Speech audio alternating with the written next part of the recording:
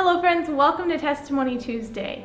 Today we are not at home, as you can see, but we're actually at the house of some missionary friends, and you'll find out exactly who that is on this week's vlog. But for Testimony Tuesday this week, I want to share you about something that happened just yesterday actually. And that was, the day got started kind of crazy, I guess you could say, and I didn't have very much devotional time in the morning. So later in the afternoon after lunch, we were not actually here, but we were somewhere else, and we were getting some different computer work and stuff done. And I just had the conviction that I should spend some time studying my Bible like I usually would have done in the morning, but I didn't have time for that morning. And so I opened up my Bible to John chapter 19, and I was reading in verse 5, and it was where Pilate had been talking to Jesus. He was kind of trying to get his way out of giving Jesus over to be killed, and Jesus had already been, the crown of thorns had already been put on his head, and he was wearing the purple robe, and Pilate brought him out to the people.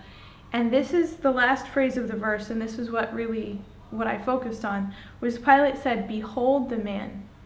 And so I was thinking about that, and just thinking about how this is Jesus, this is the King of the universe, he's the creator of this world.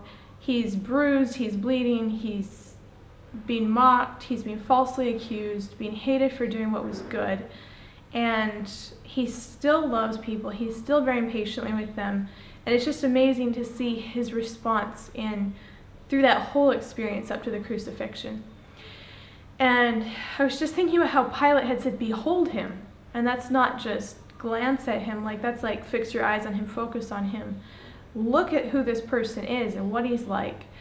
And so the main lesson that I really got out of it was choose wisely who you focus on. Behold Jesus and how he lived and who he was rather than other people.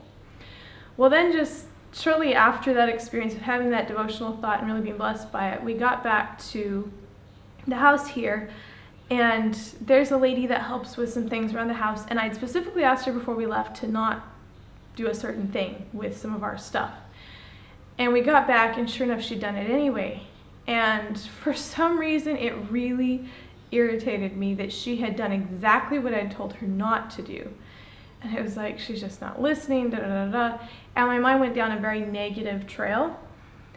And I was really struggling with it. I didn't feel happy, of course, because I had all these negative thoughts and feelings. And I got to the evening, I was praying about it, trying to just surrender it to the Lord, trying to see her through his eyes rather than being frustrated. Yeah, what she did wasn't right, but at the same time, I knew my heart wasn't right about it.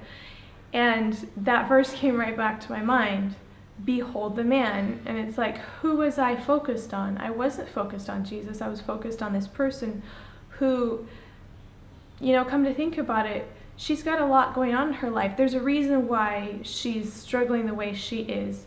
And that was probably part of why what happened yesterday happened. But my focus was on the wrong person. It was on something negative, and what we behold changes us. So rather than looking at her, I needed to look to Jesus and focus on what he would have me to be like. So that's a little encouraging thing for me to remember, and I know it's not just applicable to people here in cross-cultural places. I think it really applies to us because it's often really easy to get frustrated with people when there's cross-cultural misunderstandings or differences, or just people who we struggle to understand and bear patiently with. But it also applies to people like maybe you back in your own country, where you can identify with people a little bit easier, but there's still things that people do that maybe rub us the wrong way. Who are we focusing on?